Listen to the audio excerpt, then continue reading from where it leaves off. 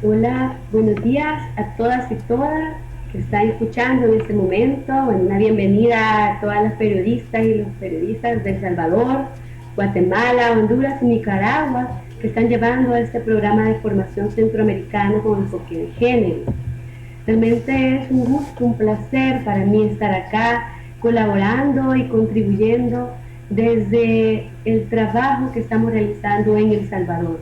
Mi nombre es Sara García y formo parte de la agrupación ciudadana por la despenalización del aborto terapéutico, ético y eugenésico. Un espacio que ya tiene desde el 2009, digamos, de estar trabajando de manera más sistemática y más constante, y digamos que surge en ese contexto, un contexto de penalización absoluta, un contexto de criminalización y de silencio. Y es en el 2009 que justo debido a un caso que se estuvo acompañando, que, bueno, no sé si lo habrán conocido, el caso de Karina Clímaco, una mujer que fue en un inicio procesada por aborto y luego se le cambia la figura a homicidio agravado, y sin embargo el caso de Karina vino a y posicionó el tema de la penalización de la... A partir de este momento se genera un espacio interdisciplinario y se empieza a trabajar de manera sistemática. Y bueno, surge la agrupación ciudadana luego también un encuentro binacional con Nicaragua.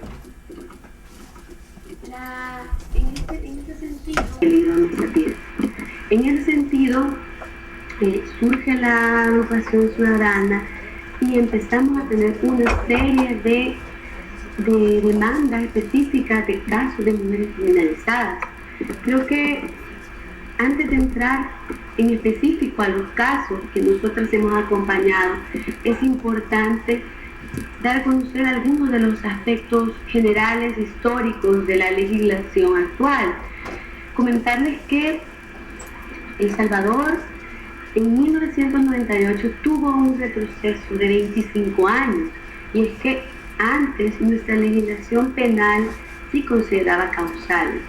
La legislación penal de 1973 consideraba causales, terapéuticas, éticas y eugenésicas. Sin embargo, debido a distintas presiones de grupos fundamentalistas, de grupos con poder económico y político aquí en el país, en 1997 se aprueba un nuevo Código Procesal Penal, el cual entra en vigencia un año después. Este Código Penal criminaliza todas las formas de aborto, incluso cuando la vida de una mujer está en riesgo. Luego, en 1999, fue ratificada una reforma constitucional que define como persona al feto desde el primer momento de la concepción. Valga aclarar, ¿verdad?, el término de concepción, porque esto está, digamos, está utilizado en la Constitución de nuestra República, cuando sabemos que el término correcto es fecundación. Entonces ahí es donde también podemos visibilizar la clara injerencia de grupos fundamentalistas.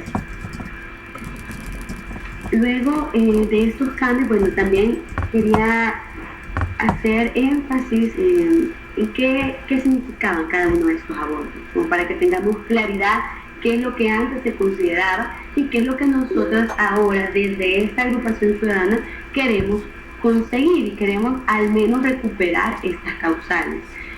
Antes se consideraba la causal terapéutica y era ese aborto necesario para salvar la vida de la mujer cuando la vida de ella estaba en riesgo, una interrupción para salvar su vida. Luego, del aborto ético era realizado cuando la mujer había sido víctima de violencia sexual y había quedado embarazada. Y el eugenésico era este aborto que se realizaba cuando la mujer está embarazada de un producto incompatible con la vida extrauterina.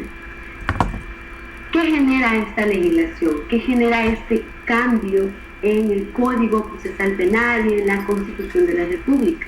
En primer lugar, autocensura social sobre la problemática del aborto. Ya no se hablaba ni se debatía. existía un único discurso hegemónico y esto, digamos que perpetuaba la situación de injusticia. Además, para dar cumplimiento a esta ley absolutista, en nuestro país se estableció un aparato judicial para procesar, investigar y denunciar cualquier actividad sospechosa de aborto en los hospitales públicos y en otros lugares del país. Un aparato que funciona de manera eficaz, porque las mujeres llegan a los hospitales públicos y en menos de 24 horas pues ya está ahí el aparato policial, judicial, investigando, incluso poniéndoles esposas a la camilla del hospital.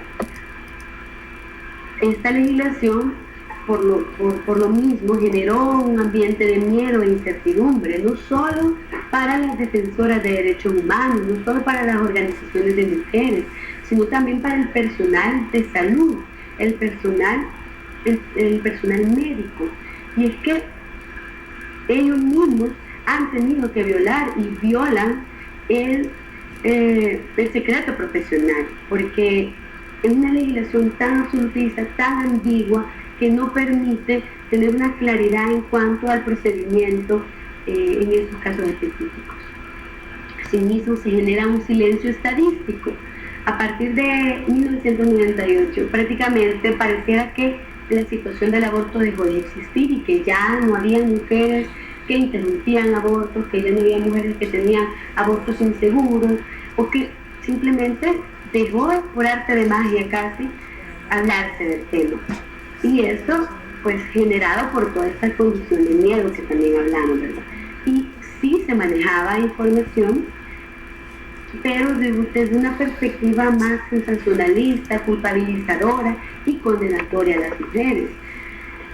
Bueno, por poner un ejemplo, que creo que periodistas de El Salvador podrán conocer, una de las columnistas que de manera periódica, semanal, publica acerca de la situación del aborto, de derechos sexuales y reproductivos, es una de las miembros de una fundación llamada Hacia la Vida, que es un grupo fundamentalista Opus Dei, el cual ella cada semana escribe desde una perspectiva culpabilizadora, desde una perspectiva deslegitimadora, ¿verdad? Porque deslegitima en sí la lucha de las mujeres que están defendiendo este derecho. Entonces, en este sentido, esta era como la información que sí se mantenía.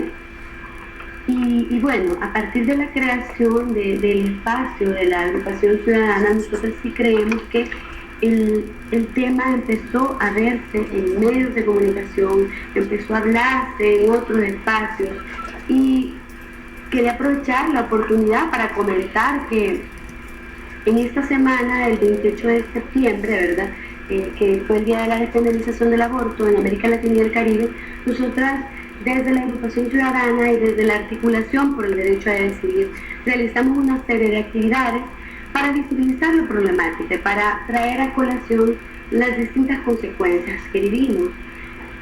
Una de estas fue la presentación de un libro. De hecho, bueno, es esto del hospital a la carta, se llama el libro, que luego yo les voy a pasar a ustedes el enlace para que puedan tener la versión digital. En este libro pues tratamos de romper ese silencio.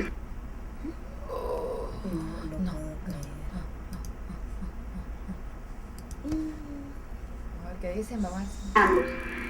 En esta investigación, que lo que buscamos con esta investigación era recoger datos de todos los juzgados de sentencia e instrucción del país para visibilizar la consecuencia clara y directa que tiene una legislación que penaliza el aborto en todas sus formas. Una de las consecuencias claras y directas primero es la criminalización. Si bien a nivel de Latinoamérica y del Caribe hay 7 países que penalizan el aborto en todas sus formas, El Salvador es el país que más criminalización, más mujeres están yendo a la cárcel y están teniendo esta consecuencia directa. Entonces, asimismo, tratamos de visibilizar otras estadísticas. Una de ellas es que, si bien no existen datos ni estimaciones elaboradas en el país, digamos, como una cifra oficial sobre el número de abortos inseguros que se realizan anualmente, logramos obtener, en base a una investigación hecha por el Instituto Guttmacher y en base también a la tasa poblacional del país, que en el país se están realizando anualmente 35.000 abortos inseguros. Esto es una cifra que es preocupante porque estamos viendo que es una realidad que, a pesar de la penalización, esos no dejan de ocurrir. Asimismo, esta investigación logra evidenciar el perfil socioeconómico de las mujeres procesadas, y entre estos les voy a mencionar algunos de los datos. Responde que las mujeres que están siendo criminalizadas son mujeres jóvenes.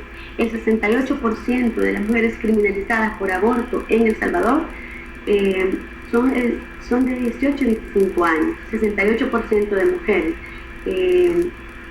Y esto es alarmante porque el 25% de estas fueron procesadas tienen 18 y 20. Un 27% tiene muy bajos estudios, siendo analfabetas.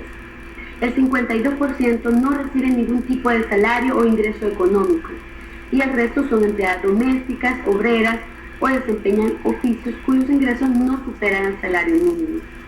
El 74% de las mujeres afrontan solas esta situación, no asumiendo ninguna responsabilidad el hombre que provocó el embarazo. El factor juventud, pobreza y bajo nivel educativo parece ser bastante determinante en el hecho de ser procesadas.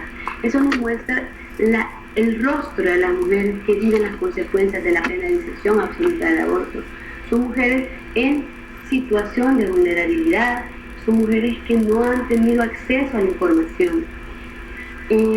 Otra de las cifras que nos parece muy importante remarcar es que el 46% de los casos las mujeres han tenido defensa pública, lo que es coherente con un perfil socioeconómico que había mencionado anteriormente. Casi que el 50% de las mujeres no está teniendo defensa del Estado. Asimismo, otro de las estadísticas que nos parece muy importante es que casi el 60% de las mujeres han sido denunciadas del hospital público.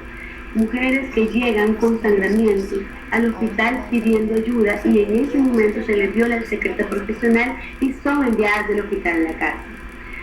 Esas son algunas de las estadísticas de esta publicación que muestro acá, y que yo les voy a pasar el enlace para que puedan profundizar un poco los datos, puedan se va a evidenciar en estas las consecuencias directas que vivimos las mujeres. Yo me quería centrar también en la presentación de ahora en mencionar algunos de los casos que nosotros hemos llevado.